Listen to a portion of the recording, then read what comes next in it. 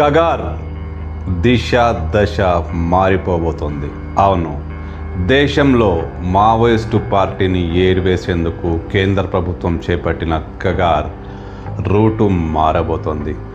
అడవుల్లో అన్నలు ఇక లేని పరిస్థితి. కగార్ అనూహ్యమైన రీతిలో, అద్భుతమైన రీతిలో సక్సెస్ అయింది. మావోయిస్టు పార్టీ నామరూపాలు లేకుండా పోయింది. ఓ 2-3, 5-6, 10 మందో మిగిలి ఉన్నారు. కొంతమంది ఇంకా అజ్ఞాతంలో ఉన్నారు. కానీ మావోయిస్టు పార్టీ లేనట్టే. తెలంగాణ వంటి రాష్ట్రంలోనైతే మావోయిస్టు పార్టీ నామరూపాలు లేకుండా పోయింది. నెక్స్ట్ ఏంటి? కగార్ ఆపరేషన్ అడవుల్లో నుంచి సిటీల వైపు రాబోతుంది. నగరాల వైపు కగార్ ఆపరేషన్ రాబోతుంది. కాకపోతే నగరాల్లో ఎన్కౌంటర్లు జరగకపోవచ్చు, నగరాల్లో భారీ ఎత్తున విధ్వంసం జరగకపోవచ్చు, కానీ ఆపరేషన్ మాత్రం జరుగుతుంది. ఏంటి, నగరాల్లో నక్సల్స్ ఉన్నారా అంటే కేంద్ర ప్రభుత్వ పరిభాషలో ఉన్నారు. వాళ్ళని అర్బన్ నక్సల్స్ అని పిలుస్తుంటారు. అర్బన్ నక్సల్స్ పని ఏరివేసేందుకు కేంద్రం నడుం బిగించింది. దేశంలో మావోయిస్టు భావజాలమే అస్సలు లేకుండా చేయాలన్నదే మోదీ ప్రభుత్వం కీలకమైన నిర్ణయం. ఈ నిర్ణయంలో భాగంగానే అమిత్ షా కగార్ ప్రారంభించారు, సక్సెస్ అయ్యారు. కగార్ అయిపోయిన తర్వాత అర్బన్ నక్సల్స్ పని పట్టాలని కేంద్రం పూర్తి స్థాయిలో వ్యూహరచన చేస్తుంది. ఇందుకు గాను అడుగులు వేయడం కూడా ప్రారంభమైంది. అవును, అర్బన్ నక్సల్స్ అంటే ఎవరు? మావోయిస్టు సానుభూతి పరులు. మావోయిస్టుల కోసం నగరాల్లో పనిచేసిన వాళ్ళు, మావోయిస్టులకు వత్తాసు పలుకుతూ స్టేట్మెంట్ ఇచ్చేవాళ్ళు, మావోయిస్టులకు అనుకూలంగా వ్యవహరించేవాళ్ళు, మేధావులు, జర్నలిస్టులు, న్యాయవాదులు,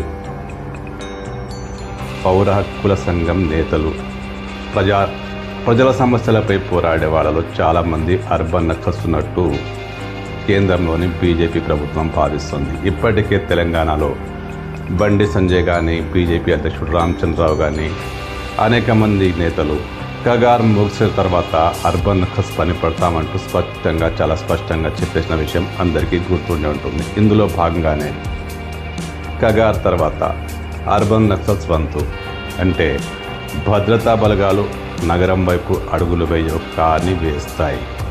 ఎన్ఐఏ రూపంలో పౌర హక్కుల నేతలకు, జర్నలిస్టులకు, న్యాయవాదులకు, ఎవరెవరైతే గతంలో మావోయిస్టులకు అనుకూలంగా మాట్లాడారో వాళ్ళందరిపైన ఎన్ఐఏ దృష్టి సారించబోతోంది. ఇప్పటికే కొంతమందికి నోటీసులు కూడా అందాయి. ఈ విషయంలో కేంద్రం చాలా క్లియర్గా ఉంది. నక్సలిజం ఊపు మీద ఉన్నప్పుడు వాళ్లకు నగరాల్లో ఎవరెవరు సహకరించారు, పౌర హక్కుల నేతలపైన దృష్టి పెట్టబోతున్నారు. మావోయిస్టుల ఎన్కౌంటర్లు అయినప్పుడు వాళ్ళ అంతిమ యాత్రలో ఎవరెవరు పాల్గొన్నారు, ఎవరెవరు అనుకూలంగా మాట్లాడారు, ఇవన్నీ కేంద్రం లెక్కలు వేసుకుంటోంది. కగార్ అయిపోయింది కదా, ఇక అర్బన్ నక్సల్స్ పని పట్టాలని కేంద్రం చాలా క్లియర్ కట్గా ఉంది. అంటే నగరం వైపు పోలీసుల అడుగులు, ఎన్ఐఏ రూపంలో భద్రతా బలగాల అడుగులు. చాలామందికి ఇప్పటికే నోటీసులు ఇచ్చారు, ఇంకా చాలామందికి నోటీసులు ఇవ్వబోతున్నారు. అంటే కగార్ అడుగులు నగరం వైపు బయలుదేరాయి.